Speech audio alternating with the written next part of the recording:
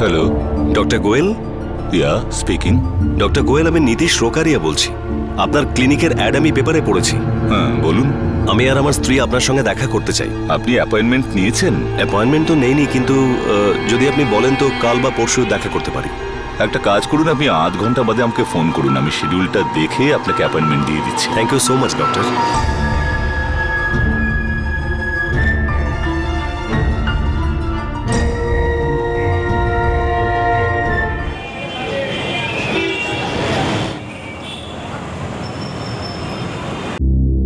তার মানে তুমি আমার কথা শুনবে না?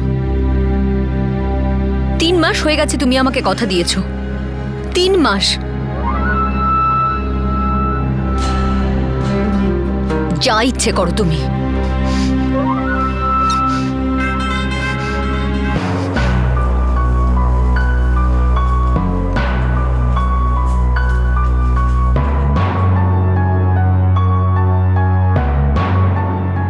প্রথমে ও আমাকে বিয়ে করবে বলেছিল, তারপর আমার সুযোগ নেয়। কবেকার কথা এটা?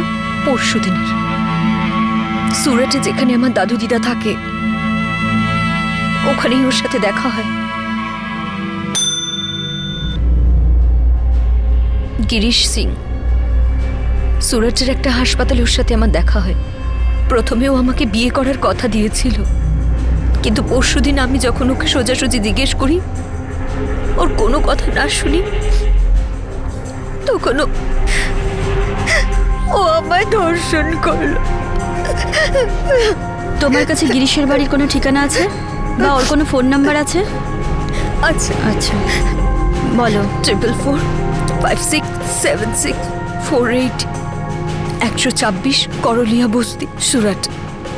মন্দিরা, এনাকে ছায়ার সাথে মেডিকেল চেকআপে পাঠাও। Yes ma'am. এসো আমার সাথে।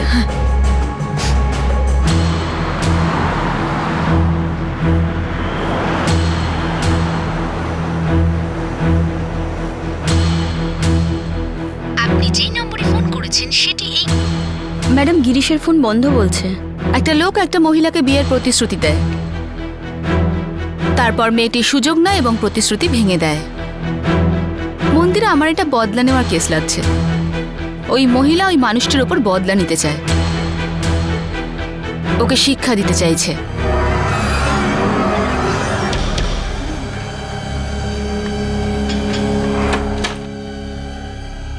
আপনি ভেতরে আসুন।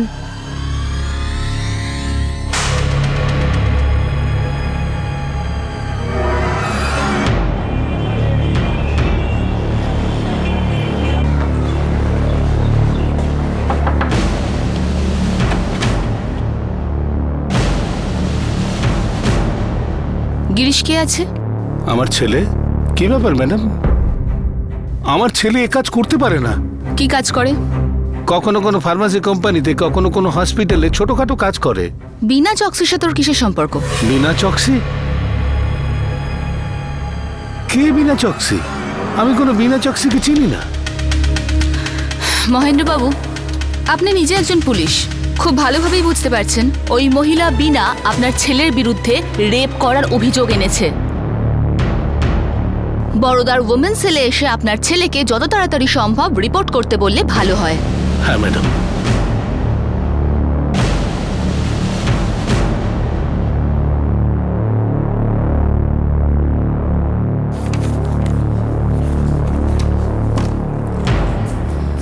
ম্যাডাম, বিনা চক্সির মেডিকেল রিপোর্ট। কি লেখা আছে? বিনা প্রেগনেন্ট, 2য় মাস হলো। কি?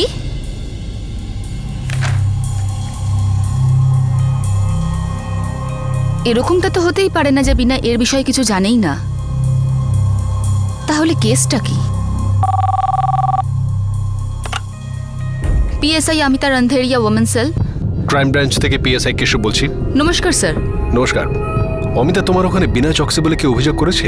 হ্যাঁ স্যার, রেপের অভিযোগ এনেছে। ইনফ্যাক্ট আমি ওর কেস ফাইলই দেখছিলাম। ও আজই সকালে আমার কাছে এসেছিল, অভিযোগ ফিরিয়ে নিতে চায়। কি? হ্যাঁ, ও চায় না আর তদন্ত হোক। স্যার, এই মহিলা নিজেকে ভাবেটা কি? এটা কি কোনো দর্জির দোকান যে রাতে অর্ডার দিলাম আর সকালে সে ক্যান্সেল? স্যার, কিছু তো গন্ডগোল আছে। প্রথমে তো এই মহিলা গিরিশের বিরুদ্ধে রেপ কেসের অভিযোগ আনে, যখন আমরা গিরিশকে ধরতে সুরাটে ওর বাড়িতে গেলাম তখন জানতে পারলাম যে ও একটা কনস্টেবলের ছেলে। গিরিশের বাবা বিনার ব্যাপারে কিছুই জানেন না।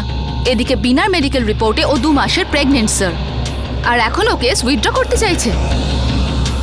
কিছু গন্ডগোল আছে স্যার। একটা কাজ করো, ওই মহিলাকে আরেকবার জিজ্ঞাসাবাদ করো, খোঁজ করো ওর উদ্দেশ্যটা কি। Right sir. And report me that, okay? Definitely sir. হ্যাঁ ছায়া, বিনা চকসিকে ডাকো, কিছু জিজ্ঞাসাবাদ করার আছে। Yes ma'am. একজন মহিলা প্রথমে ধর্ষণের অভিযোগ দায়ের করে, তারপর সেই অভিযোগ প্রত্যাহার করে নিতে চায়। পুলিশ তার এই আচরণের মধ্যে কিছুর ইঙ্গিত বুঝতে পারে, কিন্তু ওনারা এটা বুঝতে পারেন না যে ওনাদের এই ছোট্ট একটা সন্দেহ মিথ্যের এমন একটা চক্রব্যূহ সামনে আনবে যার থেকে না জানি কত অপরাধের সত্যি বেরিয়ে পড়বে। এরকম অপরাধ পুলিশ যার সম্পর্কে আজ পর্যন্ত কোনো আভাস পায়নি।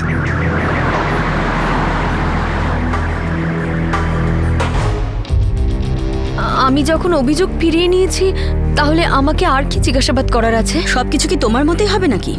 যখন মনে হলো এসে রেফের কেস করে দিলে, আবার মনে হলো উইথড্র করে নিলে। এসব কি তুমি মজা পেয়েছো?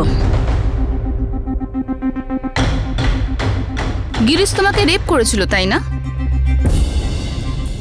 তোমার ওই গিরিশকে ধরার জন্য আমরা সুরাট গিয়েছিলাম। গিরিশ তো ওখানে ছিল না, কিন্তু তোমার এই মেডিকেল রিপোর্টটা পেয়ে গিয়েছি। ব্যাপারটা কি শুনি? দেখো, ভালোই ভালোই বলে দাও। আমি খুব ভালোই বুঝতে পারছি তুমি পুলিশকে ব্যবহার করতে চাইছো তোমার ওই গিরিশের ওপর পুরনো কোনো বদলা নেওয়ার জন্য। দেখো, এখনো বলছি, বলে দাও, না হলে মিথ্যে কেস দায়ের করার অভিযোগে আমি তোমাকে ভেতরে ঢুকিয়ে দেব। সত্যিটা বলে দাও, তোমার কাছে আর অন্য কোনো রাস্তা নেই। ম্যাডাম, গিরিশ ভেবেছিল যে আমি বোকা। ও আমাকে কথা দিয়েছিল যে 60,000 টাকা দেবে, কিন্তু ও ওর কথা রাখেনি। তার মানে তুমি শুনবে না? বিনা, আমি কথা দিচ্ছি যে 1 সপ্তাহের মধ্যে তোমার সমস্ত হিসাব আমি ক্লিয়ার করে দেবো। 3 মাস হয়ে গেছে তুমি আমাকে কথা দিয়েছো। 3 মাস। তুমি এরকম চাপ দিলে কিন্তু কোনো লাভ হবে না। যা করেছি দুজন মিলেই তো করেছি, তাই না? একটু ধৈর্য ধরো, ব্যবসা তো এটা। আমি টাকা হাতে পেলেই তোমার কাছে চলে আসবো, বললাম তো। ওর 60,000 টাকা কিসের জন্য দেওয়ার ছিল? বিনা, যতক্ষণ আমি সত্যিটা জানতে পারবো না, আমি তোমাকে এখান থেকে উঠতেও দেবো না। চলো বলে ফেলো, 60,000 টাকা কিসের জন্য? ম্যাডাম, একটা বাচ্চা জন্ম দেওয়ার জন্য। কি? একটা বাচ্চা জন্ম দেওয়ার জন্য 60,000? তাহলে ওই বিয়ের প্রতিশ্রুতি, কান্নাকাটি, অভিযোগ সব মিথ্যে? তাহলে ম্যাডাম আমি কি করতাম? আমাকে এই ব্যবসায় ফাঁসানো হয়েছে। ব্যবসা? তাহলে এটা রেপ নয়, তোমার একটা ব্যবসা। চলো বলো, এই ব্যবসার বিষয়ে সবকিছু বলো। আমি ছাড়া আর কিছু বলবে? আমার বিয়ে ভেঙে যাওয়ার পর থেকে আমি সুরাটের একটা হাসপাতালে কাজ করতাম, আর ওখানে আমার দেখা হয় ডক্টর কৈলাস মেহতার সঙ্গে। কোথায় থাকে তোমার স্বামী? কোলাপুর, মহারাষ্ট্র। আর এই ডাক্তারের সাথে গিরিশের কিসের সম্পর্ক? ম্যাডাম, ডক্টর মেহতাই আমাকে গিরিশের সাথে দেখা করান।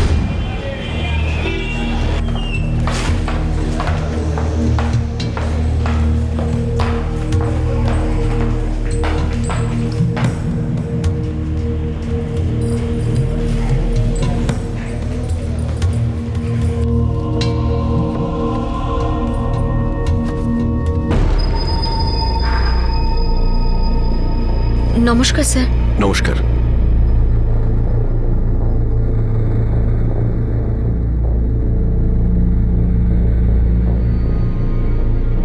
তোমার নাম বিনা চকসি, তাই তো? হ্যাঁ স্যার। খুব খাটতে হয়?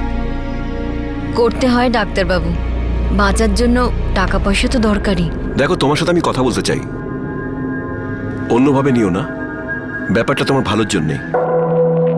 একটা উপায় আছে যার সাহায্যে তুমি পয়সা কামাতে পারবে এবং লোকের উপকার করতে পারবে। কিন্তু কি করতে হবে স্যার?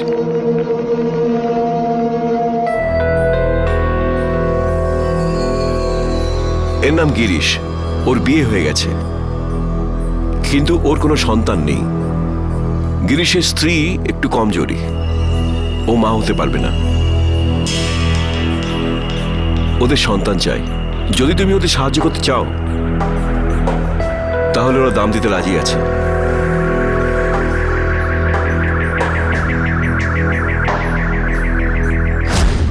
ডিসেম্বর 2011-তে আমি গিরিশের বাচ্চার জন্ম দিই। ম্যাডাম, ওর জন্য ও আমাকে 1 লাখ টাকা দেবে বলেছিল, কিন্তু ও আমাকে কোনো টাকা পয়সাই দেয়নি, ঠকিয়েছে আমাকে। ও দ্বিতীয়বার এসেছিল আমার কাছে ম্যাডাম, আরও একটা বাচ্চার জন্য। বলল যে 1 লাখ টাকা দেবে, আর বাকি ওই 1 লাখ টাকাও দেবে বলেছিল। ম্যাডাম, ওটারই 60,000 টাকা অ্যাডভান্স দেবে বলেছিল। ওর কথায় রাজিও হয়েছিলাম, কিন্তু ও আমাকে আবারও ঠকালো। আর আমি প্রেগনেন্ট হয়ে গেলাম। ও কিছুই দেয়নি আমাকে। গিরিশের বাচ্চার দরকার ছিল কারণ ওর স্ত্রীর মধ্যে খামতি ছিল। তোমার হ্যাঁ বলার কারণটা বুঝতে পারছি। ও তোমার থেকে বাচ্চা নিয়েছে, তোমাকে ঠকিয়েছে, সেটাও বুঝতে পারলাম। কিন্তু আর একটা বাচ্চা কেন? আরও একটা বাচ্চার জন্য আরও 1 লাখ টাকা? এই গিরিশ কোনো র্যাকেট চালাচ্ছে নাকি? ম্যাডাম, আমি এসব কিছুই জানি না। আমি শুধু এইটুকুই জানি যে ও আমাকে ঠকিয়েছে। বিনা চকসি, এবার যতক্ষণ আমি এই কেসটার গোড়ায় পৌঁছতে না পারছি না, তুমি এই শহর ছেড়ে কোথাও যাবে না। আর যদি তুমি এই শহর ছেড়ে যাও, তাহলে আমি এটা ধরে নেব যে তুমিও গিরিশের সঙ্গে এই র্যাকেটে যুক্ত রয়েছো। তারপর না তোমাকে গিরিশ বাঁচাতে পারবে না ডক্টর মেহতা।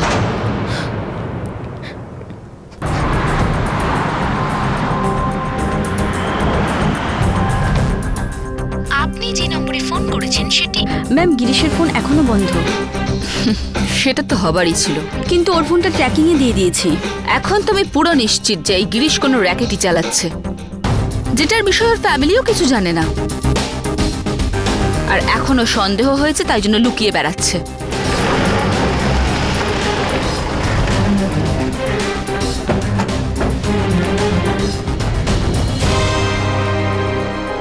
গিরিশ বাচ্চা চেয়েছিল? ডিসেম্বর 2011-তেও গিরিশের বাচ্চা জন্ম দিয়েছিল? এই আপনারা কি বলছেন? এরকম হতে পারে না। কিন্তু বিনার তো বক্তব্য যে গিরিশ এরকমটাই চাইছিল। এটা কি করে হতে পারে? গিরিশের বিয়ে ভেঙে গেছে 3 বছর হলো। হ্যাঁ, 2009 ও আর ওর স্ত্রী আলাদা হয়ে যায়। তাহলে 2011-তে বাচ্চা কেন চাইবে? দেখুন মহেন্দ্রবাবু, আমার সন্দেহ যে আপনার ছেলে কোনো র্যাকেট চালাচ্ছে, এই জন্যই লুকিয়ে বেড়াচ্ছে সবার থেকে। দেখুন ম্যাডাম, আমি একজন কনস্টেবল, কিন্তু আমি জানতাম না যে আমার ছেলে কি কাজ করে। আমি যখনই ওর ব্যাপারে কিছু জানতে পারবো আপনাকে জানিয়ে দেব।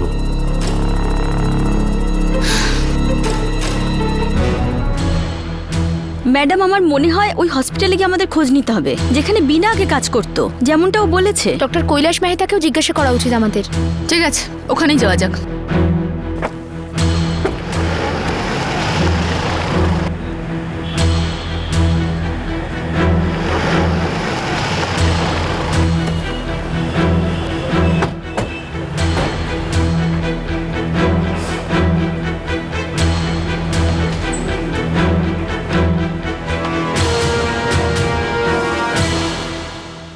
ডক্টর কৈলাস মেহতা?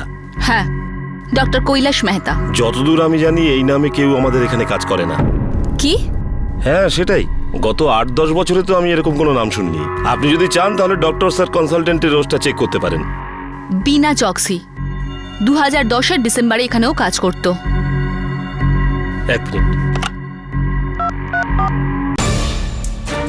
না, এই নামে কেউ ছিলই না এখানে। আপনি চাইলে 2010-এর সমস্ত এন্ট্রিজ দেখতে পারেন। এখানে টেম্পোরারি আর পার্মানেন্ট সবই এন্ট্রিজগুলো আছে।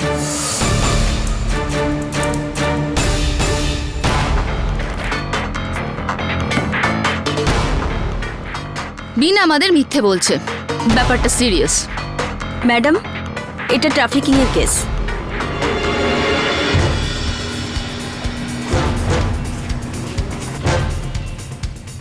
স্যার, এখনো পর্যন্ত যা কিছু জানা গেছে সবটাই চোখে ধুলো দেওয়ার মতন।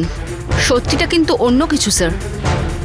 অমিতা, এই কেসে তুমি কমপ্লেনার হয়ে যাও, একটা অভিযোগ দায়ের করো, আর এই কেসের গোড়া অবধি যাও। দরকার হলে বিনার স্বামীর সঙ্গে কথা বলো, ও কিছু জানতে পারে। এই মহিলা খুব একটা সুবিধের নয়। Right sir. ছায়া, তুমি বিনা চক্সের উপর নজর রাখো, ওর ফোন ট্র্যাক করো। Yes ma'am. আমাদের ওই গিরিশ সিংকে যেখান থেকে হোক খুঁজে বার করতে হবে। আমার মনে হয় ও জানতে পেরে গেছে যে আমরা ওকেই খুঁজছি, তাই জন্যই ও লুকিয়ে বেড়াচ্ছে। নিজের বাবা মাকেও কন্ট্যাক্ট করছে না। মন্দিরা, তুমি কোলাপুর যাবে আমার সঙ্গে বিনার স্বামীর সঙ্গে দেখা করতে। Yes madam.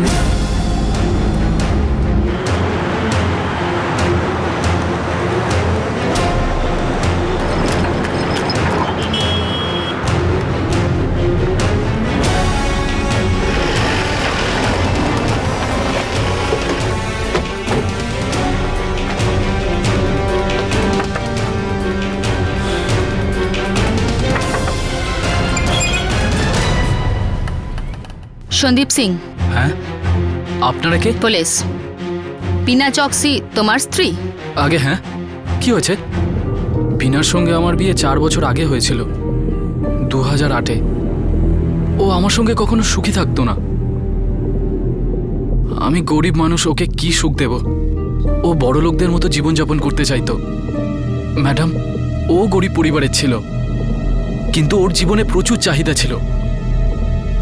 আমি কি করে দিতাম বলুন? আর এই কারণেই তোমরা ডিভোর্স নিয়ে নাও। ও মাঝে মাঝেই আমার উপর রাগ করে বাপের বাড়ি চলে যেত, বলতো মায়ের সঙ্গে দেখা করতে যাচ্ছি। কিন্তু ওখানে ও কাউকে পেয়ে গেছিল যাকে ওর ভালো লাগতো, তার সঙ্গে দেখাও করতে যেত। কে ছিল সে? গিরিশ সিং। গিরিশ সিং? হ্যাঁ। কিন্তু বিনা আমাদের বলেছে যে কোনো ডক্টর ওর সঙ্গে ওর আলাপ করিয়েছে। মিথ্যে বলছে ও, 1 নম্বরের মিথ্যাবাদী। আরে গিরিশের জন্য ও আমাকে ছেড়ে দিয়েছিল। গিরিশ ওকে পয়সা রোজগারে সাহায্য করত, আর বিনা তো সেটাই চাইতো। টাকা রোজগার করার জন্য কি করে এরা দুজন? ওই ওষুধের কি বলে যেন, ওষুধের টেস্টিং করায়। ওষুধের টেস্টিং এর জন্য ও নিজেকে ব্যবহার করত, আর তার বদলে অনেক টাকা পেত।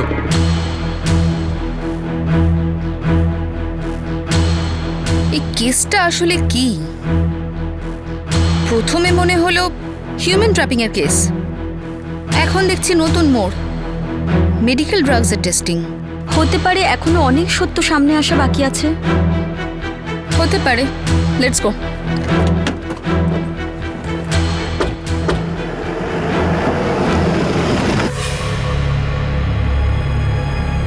টেস্টিং?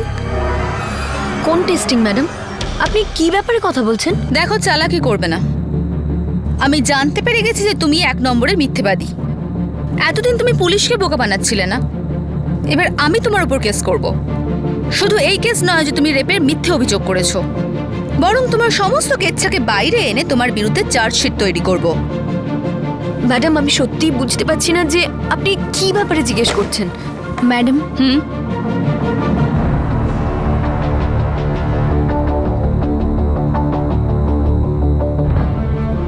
বিনা, যতক্ষণ আমরা ফিরে আসছি তুমি এখান থেকে নড়বেও না, ঠিক আছে?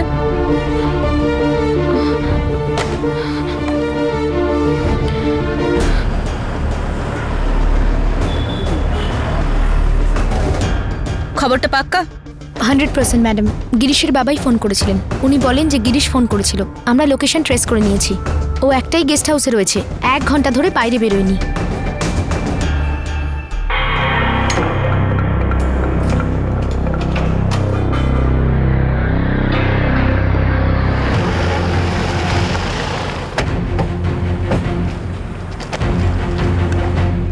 ছায়া, তুমি আর গৌরী এখানে এন্ট্রেন্সে থাকবে, আমরা দুজন ওপরে যাচ্ছি। খেয়াল রাখবে কেউ যেন বাইরে না যায়, ঠিক আছে?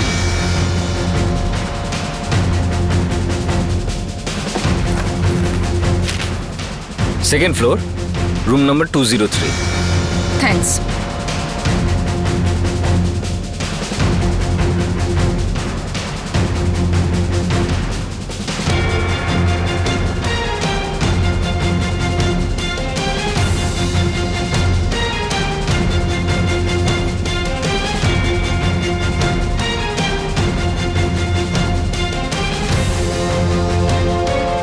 গিরিশ, গিরিশ দাঁড়াও, দাঁড়াও গিরিশ, গিরিশ দাঁড়াও, গিরিশ দাঁড়াও, গিরিশ দাঁড়াও, গিরিশ ধরো ওকে।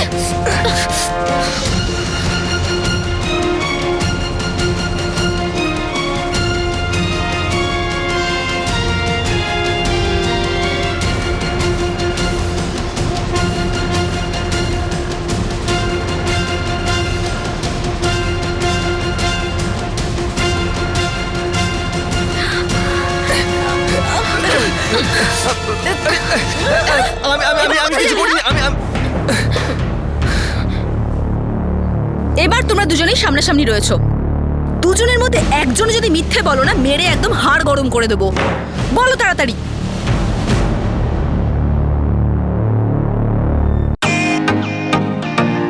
Welcome to Bitan world. How may I assist you? নতুন ফ্ল্যাটের জন্য একটা স্ট্যান্ড ফ্যান আর কুলার নেব। এই পচা গরম থেকে একটু স্বস্তি চাই। বাজার চলতে সব ব্র্যান্ড আর ভরসাযোগ্য নয়। তার জন্য তো আমাদের ফ্যান আছে, all purpose bullet table fan, ceiling fan. আমাদের সিলিং ফ্যান কিন্তু 30 মাসের ওয়ারেন্টি সহ পাওয়া যায়। আছে ফারাটা 2 বছরের ওয়ারেন্টি, 17 থেকে 20 মিটার এয়ার ফ্লো, মধ্যবিত্তের সাধ্যের মধ্যে একমাত্র ভরসাযোগ্য ব্র্যান্ড বিটেন। আমাদের কুলারের কিন্তু অনেক range, 45 litres, 50 litres, 70 litres, 90 litres, 110 litres. Honeycomb সহযোগে বিটেনের সব কুলারের ওয়ারেন্টি 1 বছর। চেনা হাওয়ায় অচেনা অনুভূতির জন্য একমাত্র আদর্শ বিটেন। গরমে স্বস্তি পেতে বিটেনের ফ্যান হোক বা কুলার, আজই আনুন বাড়িতে। Beaten, digitally years.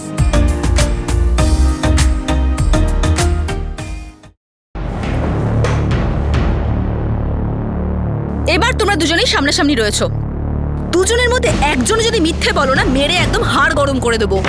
বলো তাড়াতাড়ি, এই মেডিকেল ড্রাগ টেস্টিং এর ব্যাপারটা কি? ওই বাচ্চাটা কোথায় যাকে ও জন্ম দিয়েছিল? হ্যাঁ,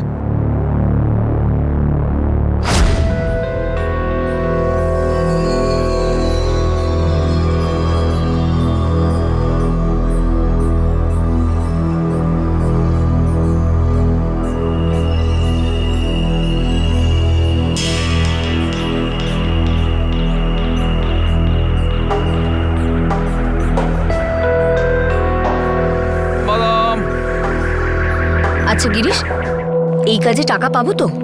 হ্যাঁ, এজেন্ট আমি ওখানকার। আচ্ছা গিরিশ, কত টাকা পাওয়া যাবে? একটা টেস্ট করলে 3000 টাকা, 1000 টাকা আমার কমিশন। কোনো ভয়ের ব্যাপার নেই তো? কিসের ভয়? ওষুধ তো খাই আমরা, ব্যাস। ওইসব ওষুধগুলোরই টেস্টিং হয় ওখানে, ওখানেই থাকতে হবে। ডাক্তার থাকে ওখানে, সব দেখাশোনা করে নেবে।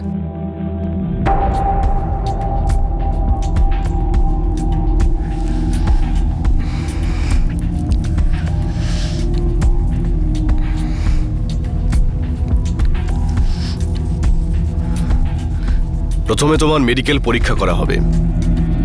কেন, কিসের জন্য? এটা দেখার জন্য যে তুমি টেস্টের জন্য ফিট কিনা। ঠিক আছে, চলো।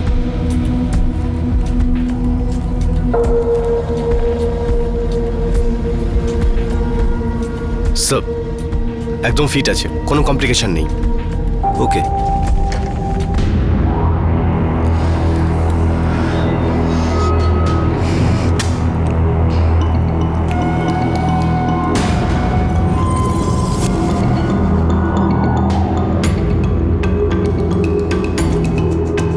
আপনাকে এখানে 24 ঘন্টার জন্য থাকতে হবে, যাতে আমরা ওষুধের রিয়াকশন রেকর্ড করতে পারি।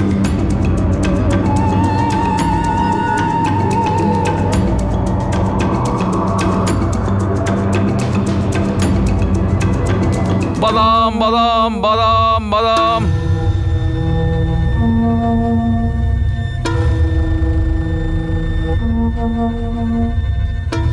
দেখলে, ভয়ের কোনো ব্যাপার ছিল না তো? একদম না। এবার তুমি দেখো, তুমি আর আমি মিলে অনেক নোট কামাবো। এই বাচ্চাটা মাঝখানে কোত্থেকে এলো? নাকি এটাও তোমাদের দুজনের কোনো সাজানো গল্প? আমরা দুজন একে অন্যকে ভালোবাসি ম্যাডাম। আর সংসার পাতার আগে আমরা দুজনে অনেক টাকা ইনকাম করতে চাইছিলাম, কোনো ঝামেলাও ছিল না। আর আমি আমার স্বামীকেও ছেড়ে দিয়েছিলাম। আর আমিও আমার বউয়ের থেকে আলাদা হয়ে গেছিলাম। ওই বাচ্চাটার কি হলো? আমি জানতাম না ম্যাডাম যে বিনা প্রেগনেন্ট।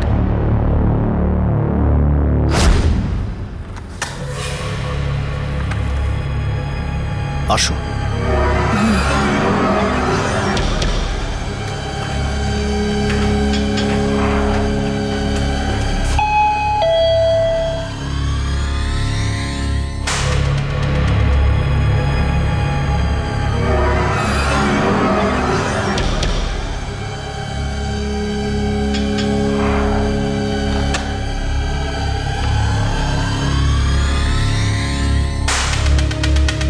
সরি, আমরা আর আপনার ওপর ওষুধের টেস্ট করতে পারবো না। কেন, কি হয়েছে? আপনি প্রেগনেন্ট।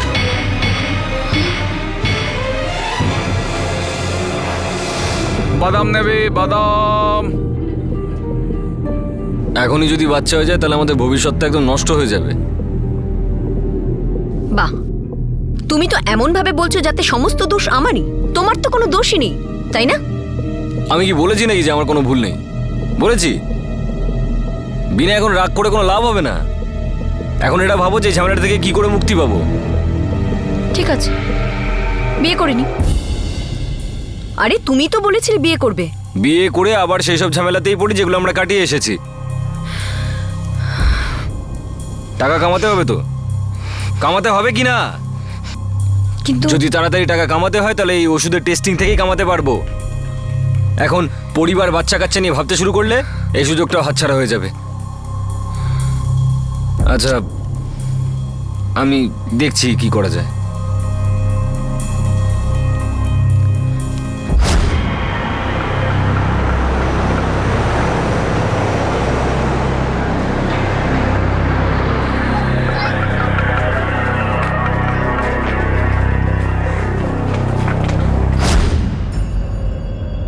ম্যাডাম, আমি আমার এক পরিচিতের কাছ থেকে ডক্টর সঞ্জয় ভাটের কথা জানতে পারি।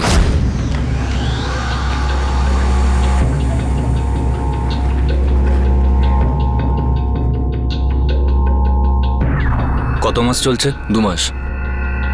আমার একটা কথা শুনবে? বলুন। বাচ্চাটা নষ্ট করো না।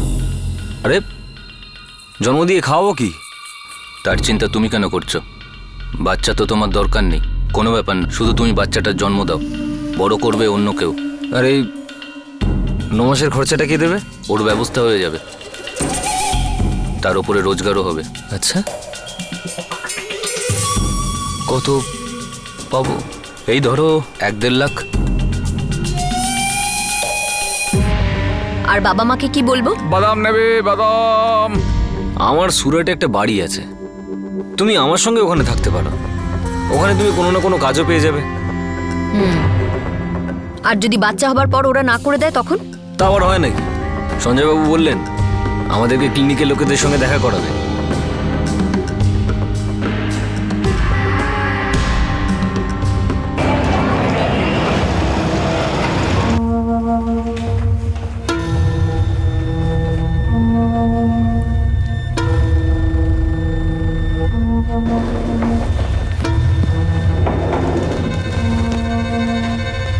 সঞ্জয় ফোন করেছিল, সন্ধ্যাবেলা ওর সঙ্গে দেখা করব।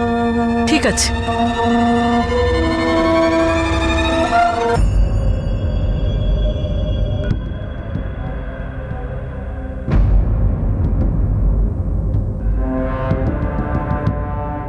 আপনারা একটা বাচ্চার জন্য 1.5 লাখ টাকা পাবেন। আপনি ক্লিনিকের মালকিন? না। তাহলে আমি কি করে বিশ্বাস করবো যে আপনি পরে মুখ ঘুরিয়ে নেবেন না? এমনটা হবে না। না ম্যাডাম, আমি আগে তার সঙ্গে দেখা করবো যে টাকা দেবে, তারপরে আমি সিদ্ধান্ত নেব। কি? তা না তো কি? তারপরে যদি আপনারা না করে দেন তখন? ভরসা রাখো। এটা প্রথমবার ডাক্তারবাবু, এভাবে কি করে ভরসা করতে পারি, তাই না?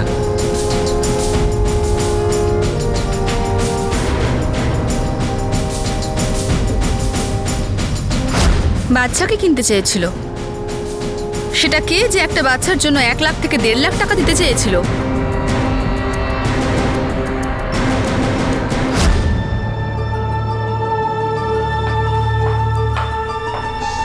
আসুন।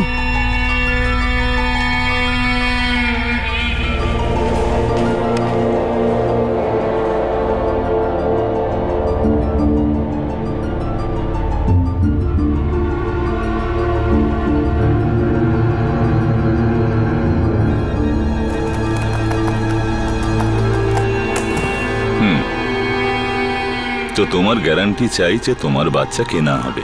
হ্যাঁ স্যার, মানে জানতে চাইছিলাম যে টাকা পয়সা সব কে দেবে আর কি। চিন্তা করো না, তুমি তোমার টাকা পেয়ে যাবে, আমার উপর ভরসা রাখো।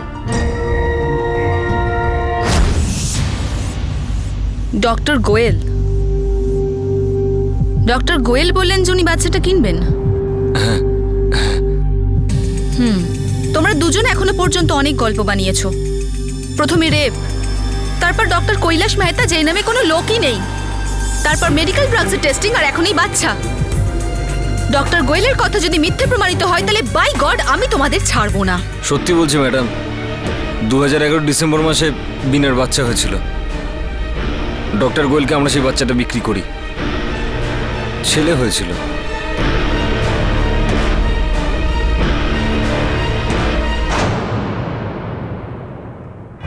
এই র্যাকেটটা আসলে কি ছিল?